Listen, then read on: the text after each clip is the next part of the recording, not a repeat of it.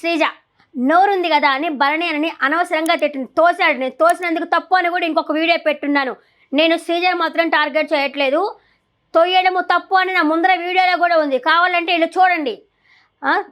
శ్రీజని తోయడం వరకు తప్పే, నేను కాదల్లా. కానీ నోరు ఉంది కదా అని భరణిని నువ్వు అని అయితే మాట్లాడచ్చా? ఏంటి నువ్వు మాస్క్ ఉన్నాయన్నా ఏంటనా?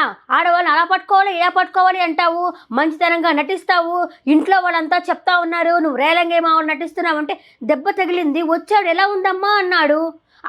అది గేమ్ పదా, గేమ్ పరంగా నిన్ను తోశాడు. అలాగే కదా దివ్య కూడా అదే కదా అడిగింది. దివ్య అడిగిన మాట తీరు ఎలా ఉంది, నువ్వు అడిగిన మాట తీరు ఎలా ఉంది? దివ్య ఏమడిగింది? దివ్య కూడా తన బండి అడిగింది.